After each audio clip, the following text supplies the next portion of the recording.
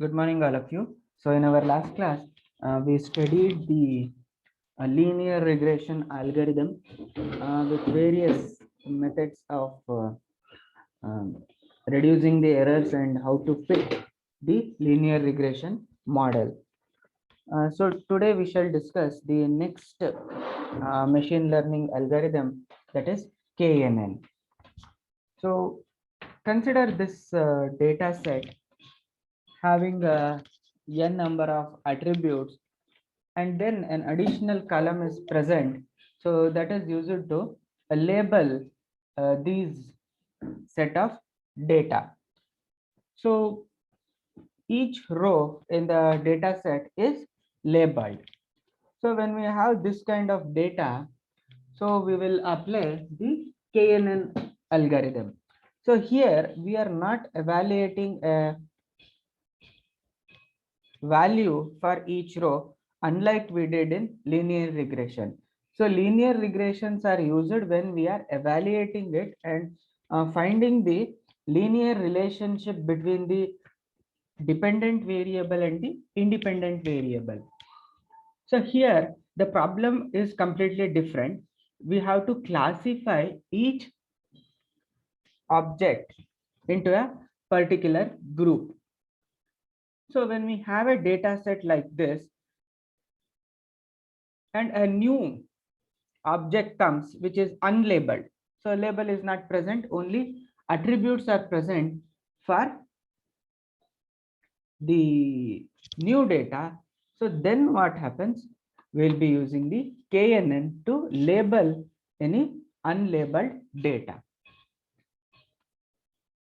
So again, in order to train, certain portion of records are used, and to test, certain other records are used. So there are again two types of classifiers. One is rote learner and nearest neighbor.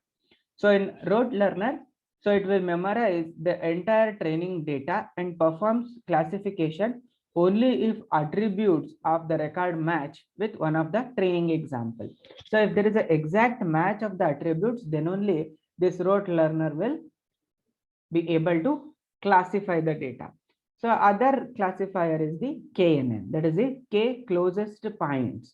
So here neighbor means the closest point. So how do we measure this closeness? That depends on certain methods that we will be using. So the nearest neighbor classifier, so the basic idea is like this. So if we have certain birds, so that is the duck and quacks. So these are the training records where each one is labeled. When a test record comes, so we will evaluate its attributes with those which are already labeled, and we will choose the K nearest records. So first we will choose the K nearest records. Once we choose the nearest record, then we'll apply some other methods to classify it. So the nearest neighbor classifier requires three things. First is we need a set of records and the distance metric to compute the distance between the records. And then we need a value of K. K is nothing but the number of nearest neighbors that we need to retrieve. So we will retrieve the nearest neighbors based on the distance. So how to measure the distance? That is one set of parameter. And then evaluating K or finding K is another parameter that has to be dealt with in KNN. So to classify an unknown record, what we do is first we'll compute the distance from this record to all other training records. Then we will identify K nearest neighbors.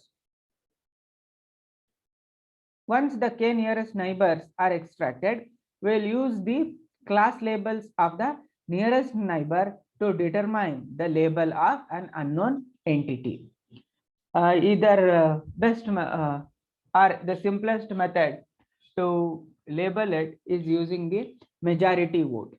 So out of the K nearest neighbors, which is the major label, that label we can assign it to this unknown data or unlabeled data. So the definition of nearest neighbor include, so here we have one nearest neighbor, two nearest neighbor, and three nearest neighbor. So here this is the X that we want to label. So one nearest neighbor means the only one that is near to it, so that is taken. Two nearest neighbor means two samples near to it will be taken. So three nearest neighbor means so three samples will be taken. So k nearest neighbors of a record X are the data points that have a smallest distance to X. So here this 1, 2, 3, 4, 5, that is the k value. So we have to pick a k value suitable to our data. So one nearest neighbor, if we plot it in a Voronoi diagram, it will look like this. So it is useful in distancing. So there are different ways in which we can actually pick the neighbors. So one easiest way is the Euclidean distance. So in Euclidean distance, so we will be computing the distance, that is for each from each data point. So if it is two values, that is p and q, so the distance in Euclidean form is the difference between their values square, and then take a summation and apply the square root. So that is the one way. Another way is to find the distance is the Manhattan distance. So this Manhattan distance is just a sum of difference between them. So here we will not consider whether it is positive or negative. Then Q norm. So this is a Q norm is the method. Here the difference will take, then we will raise it to the power of Q, and then all summation will take, and then apply the Q square root. So these are the three ways in which we can compute. The remaining are still there. So in order to determine the closed class of the nearest neighbor, so we'll take a majority vote of the class labels among the nearest neighbors. So and then we'll assign it. So these are the ways in which we can assign the classes.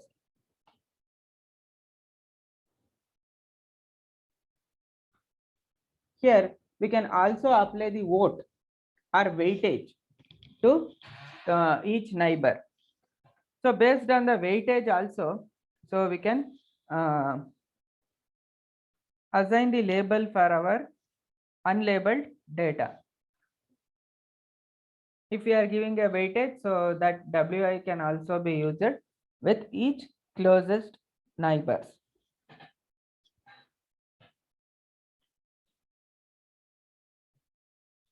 So then if we look at the algorithm, so the basic KNN algorithm will be like this.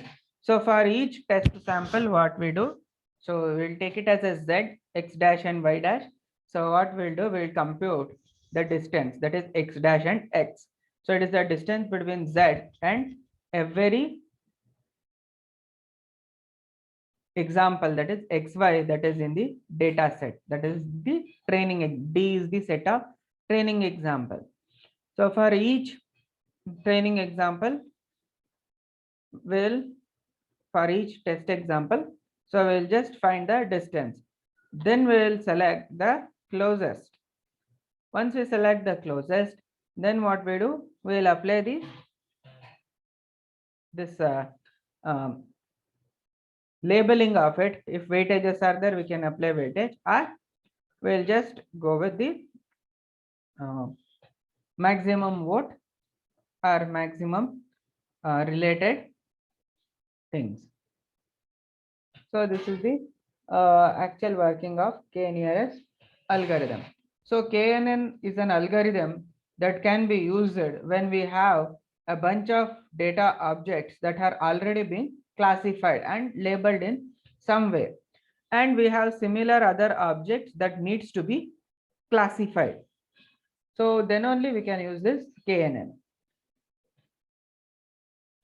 So the objects can be anything here.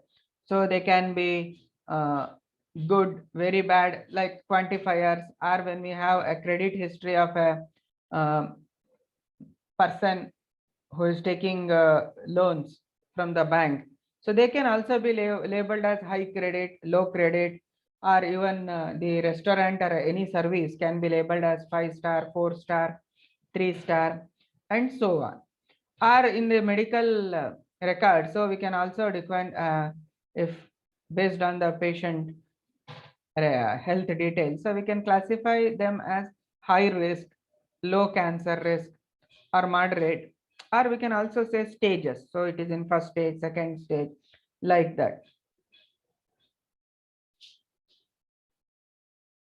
So we cannot apply a linear regression because when we use linear regression, the output is a continuous variable. So here the output of the algorithm is going to be a label. So linear regression would not solve the problem that we are discussing in KNN.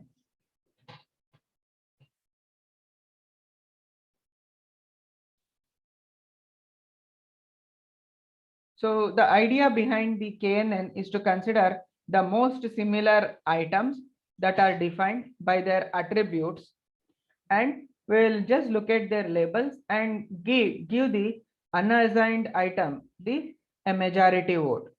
So if there is a tie between the majority vote, then we can randomly select any label that we have tied to the first variable. So like that. So if we are considering a movie set of movies, so they can be labeled with thumbs up or thumbs down, like that. So when a new movie has to be rated either with thumbs up or thumbs down for a particular movie, we can compare the attributes of a movie, like length of a movie, genre, the number of Oscar award winning actors that is present, budget, the number of songs in it, the locations where it is shooted. So all those things, parameters can be taken, and then a movie can be rated, whether it is thumbs up or thumbs down. To automate it, two decisions must be made. First is, how do we define the similarity or closeness? So as I mentioned, so that is using the distance. So once we determine how we can establish the similarity, then given an unrated item, so we can say how similar it is with the already labeled item or neighbors. So then once we define the similarity or closeness, the next task is how many neighbors should we look? Whether we look at all the data in the data set, or we look into only few members in the data set. So that is the number of neighbors we will look to conclude. So that value itself is the K. So ultimately it is the data scientist who should determine this value of K. So let us consider an example.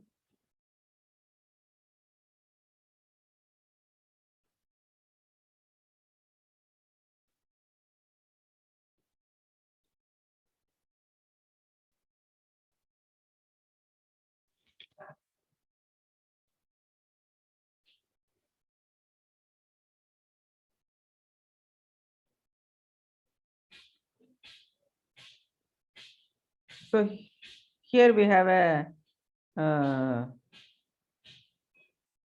example that is to be plotted. For example, the first few rows of a data set is taken: age, income, and credit rating.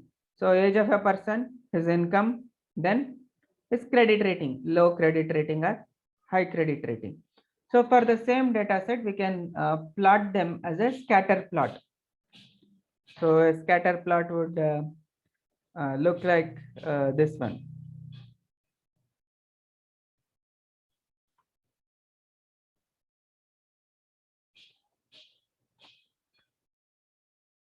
So this is a scatter plot.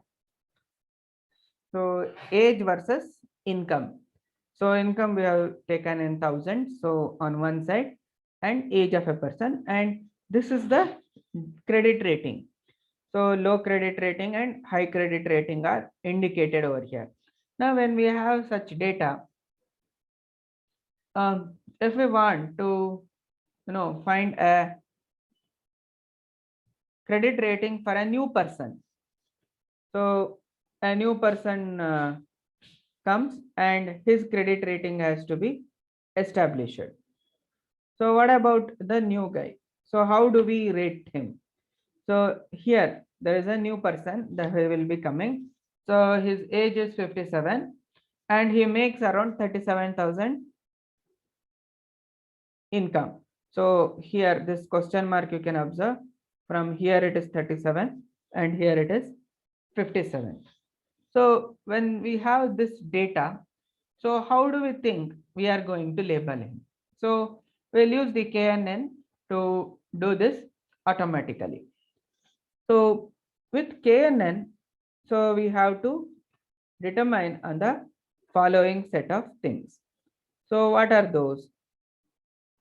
So the overview of KNN will be like this. So the first thing is we must decide on the similarity or the distance metric. First thing, then we'll split the original labeled data set into training data and testing data. Once we divide the data into training and testing data, so then we will decide about the evaluation metric. So this evaluation metric we will be utilizing. So here misclassification may occur. So when we pick a evaluation metric, then what we do, we'll run the KNN few more times by changing the values of K. And we will each time we will check the evaluation measure. So then we'll pick the optimized K value that has given the best evaluation measure, because we are running it on a test data and test data is already labeled. So by varying the value of K, we will run it again and again, and then we will come up with a value for this K. And here we will pick the K value that is giving the best evaluation measure.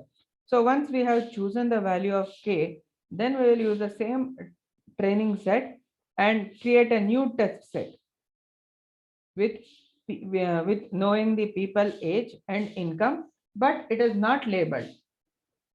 So no labels. And then we will try to predict.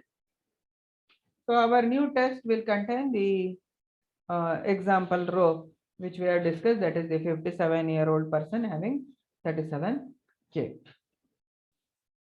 So similarity or distance metrics. So that will determine how closeness or similarity depending on the context. So closeness in social network could be defined as number of mutual friends. So that is how closeness can be determined, and there is no fixed rule to use to determine the closeness. So because every time it cannot be mathematical, so formulas will not work. So as an example, in social media, it is the number of mutual friends that we are having. So that may determine the closeness. So for the again, the different methods that can be applied is the one is the Euclidean distance. So Euclidean distance is a good distance metric for attributes that are having a real value and they can be plotted on a plane or in a multi-dimensional space. So the other things that can be used include the cosine similarity. So Euclidean distance finding is one. So the other include the cosine similarity. So cosine similarity can be applied when we have a vectors. So when we have a vector x and y, then and that is yielding the value between -1 and 1 with 0 in between. So then the cosine similarity can be applied on cos of xy vector. So we can obtain the cos product. So the other similarities include the uh, Jacquard distance similarity. So Jacquard distance similarity. So this gives the distance between set of examples. So like this. So we have a friends like this, friend of person A, and that is they are given a name to that person, and another list of another friends. So friends list of person A and friends list of person B, and we are talking about the social media application where we need to find the number of mutual friends. So if you want to find the number of mutual friends, so then we have to perform the, so if we consider, so each friend as a set element, then we will perform the intersection. So intersection will give the mutual friends divided by total number of friends. So that will give a percentage of mutual friends both person A and B are having. So that is one way of finding the similarity through intersection. So next one is Mahalanobis distance. So here again, it is between the two real valued vectors. So this has the advantage over Euclidean distance vector that it takes correlation and then scale variant. So it is a scale invariant. So S is a covariance matrix. So again, these are all the vectors that are applied. So distance of x and y. So it is x minus y transpose. Then covariance matrix will take, that is x minus y. So other way include the Hamming distance and the Manhattan's distance.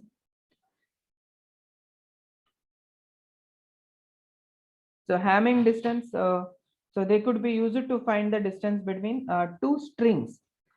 So our DNA sequence, so if you are comparing the DNA sequence for a match, so you can consider it. So the distance between the olive and ocean is 4 because aside from the O, the other 4 letters are different. So like that string comparison can be made. So distance between a shoe and a hose is 3 because from 3, from E, there are 3 other letters. So like that, the strings can be compared. So here also E is there, here also E is there, and 3 other words, 3 other letters are there. So we'll just go through each position and check whether the letters are same in that positions are different by incrementing by 1. This is the Hamming distance. The Hamming distance always, it works with the prefix or a postfix codes. So given a position, so how many can be prefixed, how many are postfix, or how many are different, like that. So in Manhattan, so this distance between the two real valued k-dimensional vectors are used. So here the image to have in our mind is that if we are having a taxi to travel the cities between the Manhattan, so then the distance is measured, like this. So absolute values are taken. That's it, and they are vectors. So xi minus yi till this. So these are the different ways in which similarities can be established.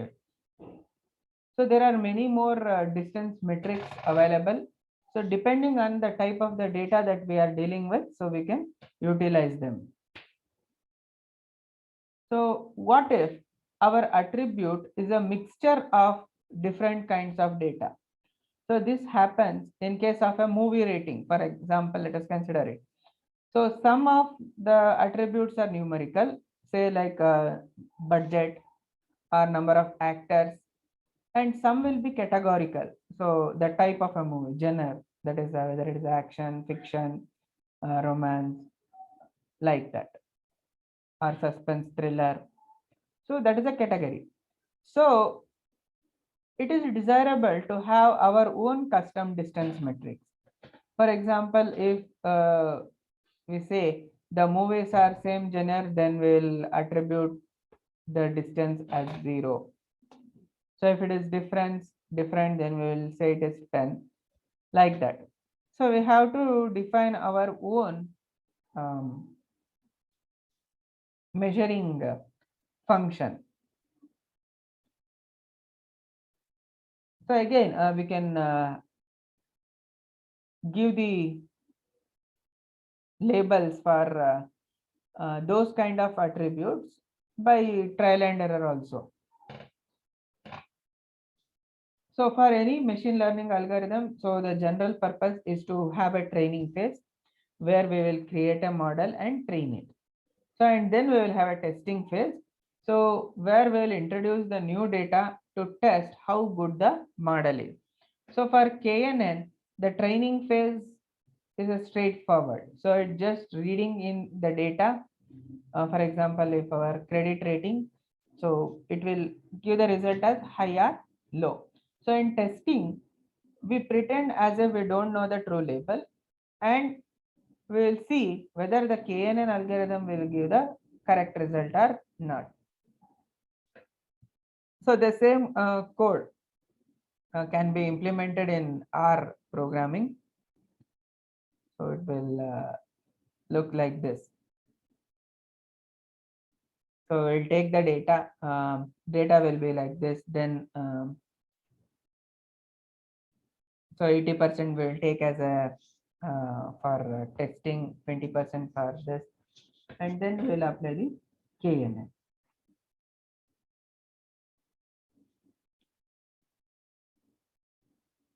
Then we'll pick up an evaluation matrix.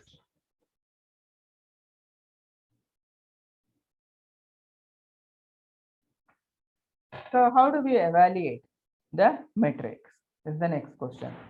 So this is not a very easy question, so that we have to decide how do we want to find or penalize the misclassification. So false negative are more worse than the false positive. So for that purpose, so we'll be having a evaluation matrix. So if we are using the classification algorithm to predict whether someone had a cancer or not, so we want to minimize the false negative. So if for a person, if cancer is not there and we detect that there is a cancer, so that should be avoided. So if we want to be careful, because if you really wanted to have no false negative, then we have to tell everyone you have a cancer. So it's a trade-off between sensitivity and specificity, where sensitivity is defined as a probability of correctly diagnosing the patient as ill, and specificity is defined as a probability of correctly diagnosing a well patient as well. Okay, so that is the specificity and sensitivity. So another evaluation metric that we can use is the precision. So in precision is defined as the fact that some of the same formulas have different names due to the fact that so different academic principles have developed a different identity. So the precision and recall rate are the quantities that are used in information retrieval. So precision is not same as specificity. And another term we can use is the accuracy. So accuracy is the ratio of number of correct labels to total number of labels. And another thing we have is a misclassification rate. So misclassification rate has to be reduced. So if misclassification rate is reduced, then it is indicating that we are maximizing the accuracy. So once we determine how to measure it, so then is we have to put everything together.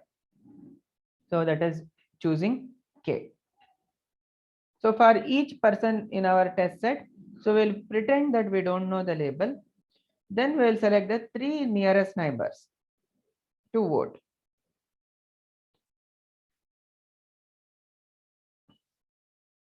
So the next question is how to choose K.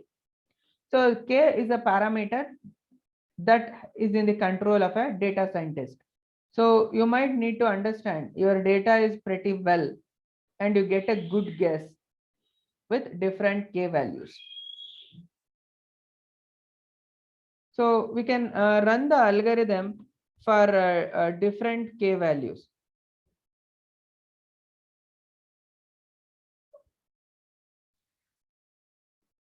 So just like this,